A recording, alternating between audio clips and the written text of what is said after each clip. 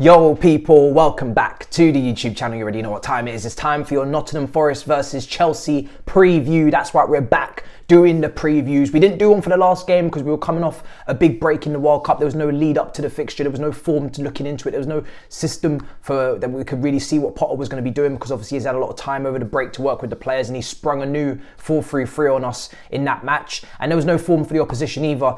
Apart from the injuries, it was just basically just win the game. That's all I had to really say. Go and win the game. And in terms of injuries, the long list is only largening. So we've got it across the screen at the bottom for you to read as well, because there's no point me reading out an 11 of injuries. You know at this point it's a long list, and it's on the bottom of your screen for you. Now, in terms of this Nottingham Forest game, the only change that I'm looking at really making personally in my team, and obviously the expected team, my hope is similar for Potter, is Azpilicueta coming in for Reece James. Of course, he's out, so Azpilicueta comes in. For me, that means predominantly I expect our build-up play to come more through Cucurella.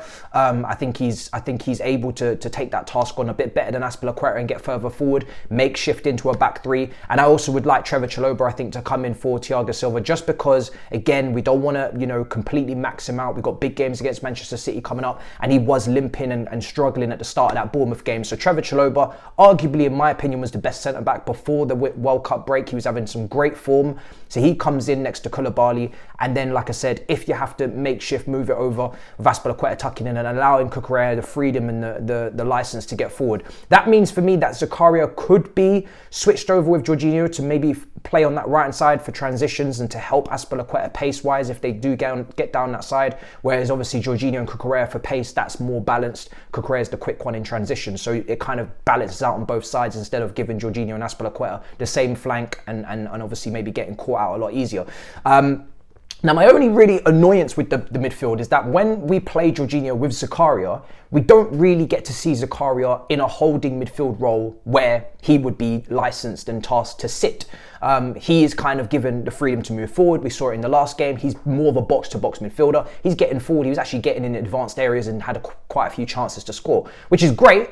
But I want to see him also in moments when other players are back fit as a DM, because that's where we don't have depth. We don't have depth as the DM. Is he able to, really dictate the tempo of a match? Is he able to receive the ball in tight spaces off the centre-backs consistently and no Jorginho there? That's his new job.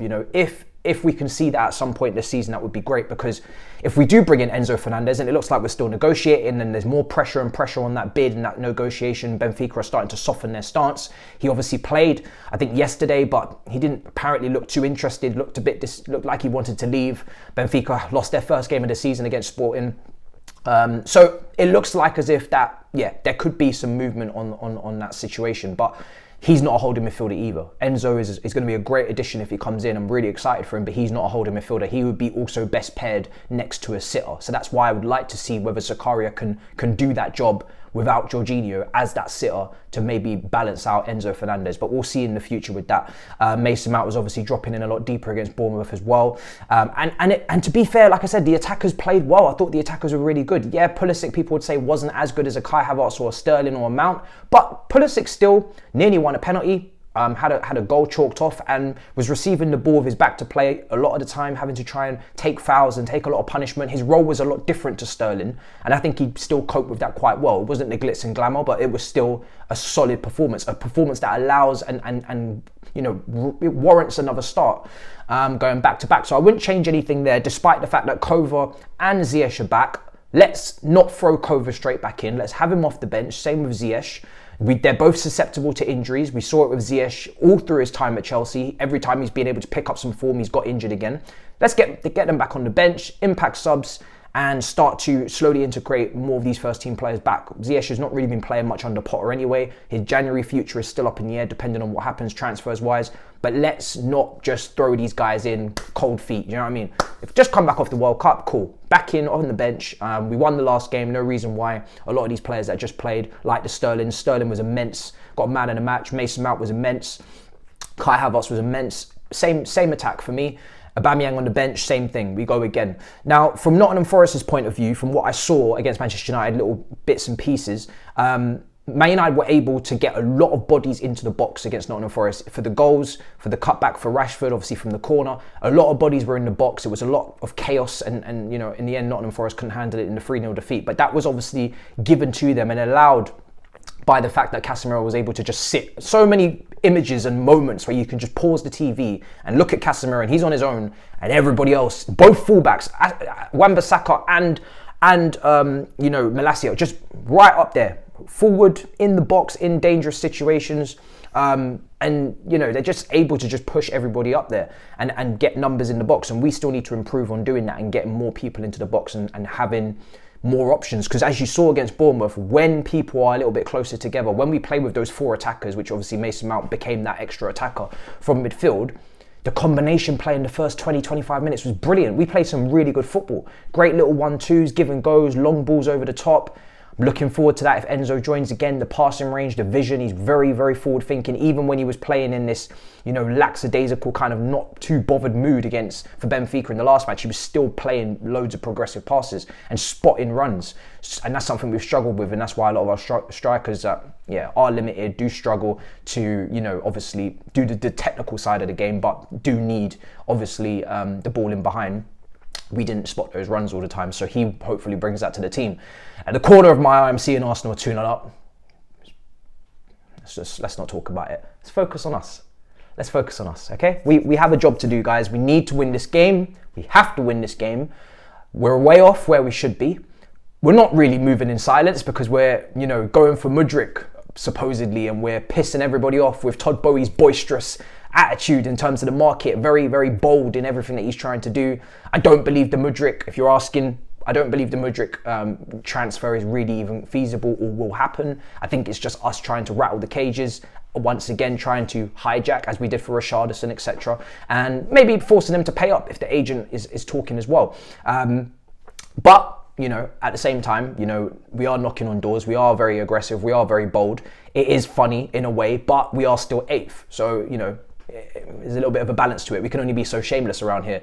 So things are cracking on over there. Man City are dropping points. Top of the table is not looking too rosy right now in London. But we have to crack on, do our business. And I haven't given up on the top 4 fight. I've seen a lot of people talking about, you know, we're not going to make top 4. We're not going to make top 4. Maybe we won't. Maybe we won't.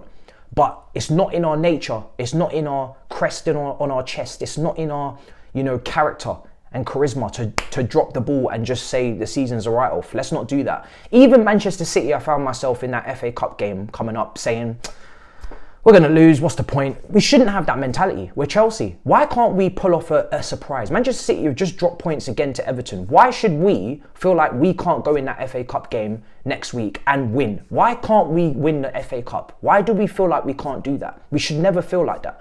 Yeah, we're in a P word. Yeah, we're going along the long-term route. Yeah, we're bringing in young players. Cool, I don't give a damn. That's for the league. That's to get ourselves back in the league fight in 2-3 years time, whatever, because we've been struggling in the league since 2017. But in terms of cups and winning this Nottingham Forest game and going and winning again after that and putting together a run, there should never be a moment where we're sitting here thinking that we can't do that. We're still Chelsea at the end of the day. We're still a team that when we're at our best, we are still a solid outfit. And we saw even against Manchester City in the Cup, in the Carabao Cup, if we had taken our chances, you know, we missed a lot of chances in that game. Lewis Hall, I believe, missed some chances. Pulisic missed some chances. If we had taken our chances, we could have gone through. You know, it was an even game. It's just end product-wise, we didn't have it. So let's get back on track, man. I'm hoping we can go back to back. No one's really talking about us. We're always at the back of the shows in terms of segments. It's cool. It's cool. Win our game against Nottingham Forest. Pick up another 3 points. The boys, they know it's serious season now. Do you know what I mean? There's a lot of transfers going on. Todd Bowie's a very serious individual. Players are coming in and out. Really happy with Kai Havertz and Mason Mount coming into the game with the last performance. I want them to follow it up with another proper performance. Kai Havertz, great performance last game. He was pulling the strings, dropping deep, more clearances than anybody in the back four. Vision, spotting runs, playing the ball aggressively and behind. Let's go and do that again. Let's go and put that to the test again. Go back to back. Back to back to back. If everybody's talking about second half of the season, Kai, I want to see it. Let that sink into my veins, all right? Let that go into my bloodstream, okay? I'm trying to have a sickness. I'm trying to be on my deathbed. Yeah, because Kai has just injected me with goals. I'm trying to see a madness, okay? Sterling, this is where Potter has to keep things hopefully the same. He's used a lot of different systems, a lot of different formations. Maybe he's still figuring things out, but traditionally from Östersson's, from Brighton, we know he changes formation a lot. Not today, not in this match. Stick with the same team, stick with the same type of formation. It worked, don't change what worked. You know, this Nottingham Forest team are there to be got at. They were slapped up against Manchester United. Yeah, they had a couple chances themselves, but they, you know, have made a lot of transfers themselves, still trying to put that together, clearly struggling in that respect in terms of chemistry and whatnot. Gibbs-White is not looking like a doubt for this game. Lingard is a doubt for this game. There's a lot of players that they have missing as well. Konate, I think, as well, is injured. Let's go out there and assert our dominance and go and get ourselves 3 points. And again, even if we do, and we should do that, make no mistake, we move. Don't get too excited. We just move. Game by game, game by game, game by game. And then we hopefully build some sort of momentum. I'm not giving up on top four. I'm not giving up on a trophy this season. But we have to act serious now. We've done all of our shenanigans and charades at the start of the season. No more time for that now. Let's just pick up our wins and keep it moving. Nobody watch us but ourselves. Big up your damn selves. Make sure you smash up the likes. Let me know your team in the comments down below if it's the same team that I've gone with. Our team is kind of expected and the team I would pick anyway for once. They're actually the same thing. We've also given you the expected Nottingham Forest team as well, alongside all of the injuries and latest quotes and updates from the press conference. I'm not going to bother give you that regurgitated. It's just along the bottom for you to read. Make sure you subscribe if you haven't already. We're pushing for that 35k.